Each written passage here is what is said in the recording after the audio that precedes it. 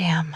I was low-key convinced reality was fucking bugged. I kept doing dumb shit just to prove to myself this world was actually real. As the air slowly drained out of my body, I finally knew for sure. This wasn't a dream. I was still alive, but I was also dead sure this world had a glitch in it. That day, while I was making dinner, I picked up an egg and gave it a gentle squeeze. It cracked, but inside, it was completely empty, just a shell. The second egg, the third egg, same thing, all fake. Was my whole life just one giant trap? Then I remembered something a woman had said at a party. Why are we here?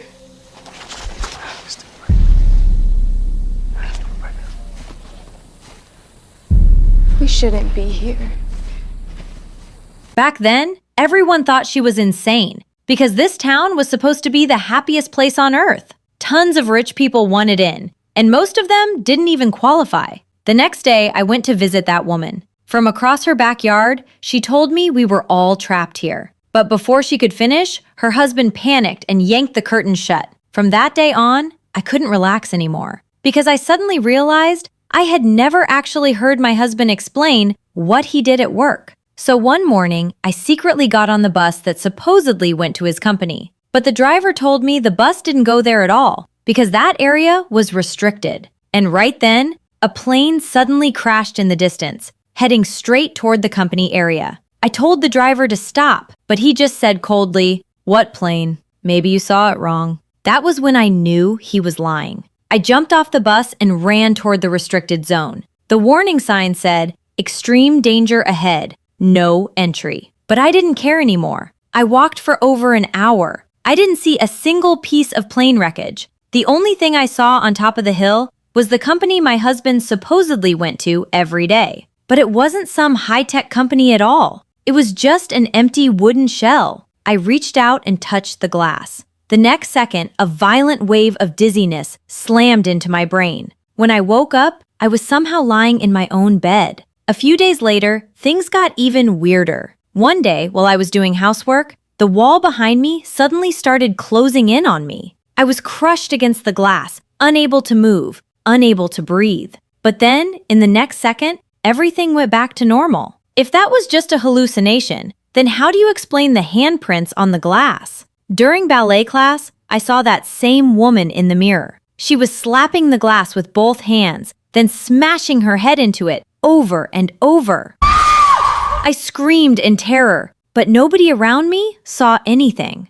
I immediately rushed to her house. The second I looked up, I saw her standing on the roof, holding a knife. Then, completely calm, she slit her own throat. I tried to run over and save her, but several men in red suddenly appeared and dragged me away. That night, when my husband came home, I told him everything. But his reaction was way too calm. He said the woman had always struggled with mental illness, and this was just a tragedy. For the first time, I confronted him and asked, "What the hell do you actually do at work every day?" He satisfied, saying it was classified, then turned it around on me and accused me of not appreciating the life we had. My husband called in a psychiatrist. The doctor said my body was perfectly healthy, and all those strange things were just hallucinations. But then I saw that woman's medical file inside her briefcase. On it were the words, "extremely dangerous." I deliberately asked about the woman. The doctor instantly warned me, saying she refused treatment, ruined herself,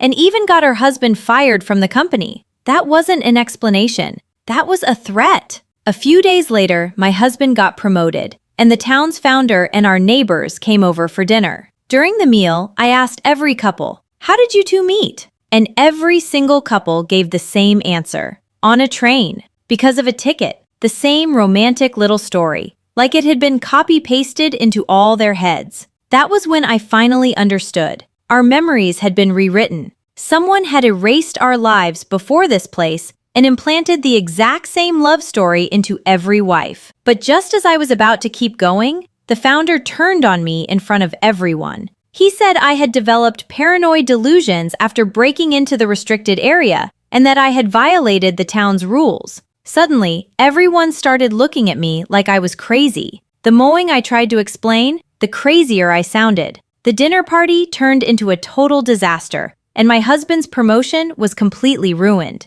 That was when I realized this was exactly the trap the founder had set for me. He wanted everyone to believe I had lost my mind. I broke down and begged my husband to take me away. He looked at me and finally nodded.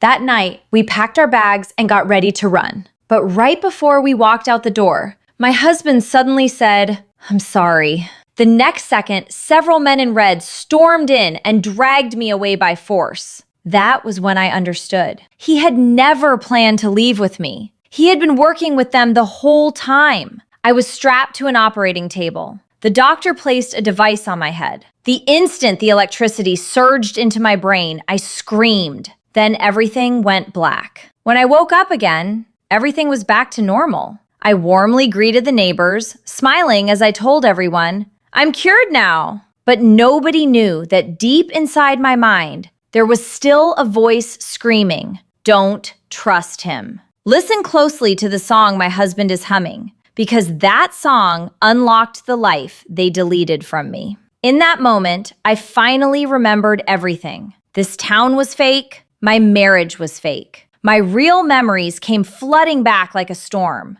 I wasn't some happy little housewife. I was just an ordinary hospital caregiver, working brutal hours every day until I could barely stand, then coming home to take care of my useless husband. Our relationship had already rotted from the inside out, but my husband refused to accept it. He didn't want to lose me. So he found the Victory Town project online. The ad said that as long as you wore the device, you could enter a perfect virtual community. No work, no anxiety, just happiness forever. So my husband signed up. Soon he received the device. All he had to do was put it on my head, and my past memories would be wiped clean. I would be trapped inside this fake little town. And the men? They got to keep their real memories. Every day when they pretended to go to work, they were actually leaving the simulation and returning to the real world to keep their wives' bodies alive. My husband said he did it all for me, but all I felt was disgust. Because that wasn't love. He had stolen my life. I turned to leave, but he rushed over and grabbed me tight. In panic, I picked up a glass and smashed it hard against his head. When I came back to my senses, he was already lying on the floor, not breathing. The noise brought my neighbor over. I thought she was going to call the police, but instead, she lowered her voice and told me, "Go to company headquarters. If you touch that glass wall, you can wake up in the real world." She also told me that if the company found out my husband was dead, they would cover it up by getting rid of my real body too. Turns out, she had known the truth for a long time. She just didn't want to wake up because in the real world, an accident had taken her children away. Only inside this fake virtual town could she keep living with them. I didn't have time to hesitate. I got in the car and sped toward Victory headquarters. Meanwhile, the founder received the news that my husband was dead and immediately ordered the men in red to stop me. If they dragged me back, I would never wake up again. Just as they were about to force me off the road, I swerved hard. 2 cars slammed straight into each other. I didn't look back. I just kept driving toward headquarters. The founder finally panicked, because if I made it back to the real world and exposed the town, everything he had built would be destroyed. But just as he was about to contact someone in the real world to deal with me, his wife stepped up behind him. The next second, a knife drove straight into his heart. And by then, I had already reached company headquarters. The glass wall was right in front of me. This time, I didn't hesitate. I reached out and slammed my hand against it. In an instant, red light swallowed everything.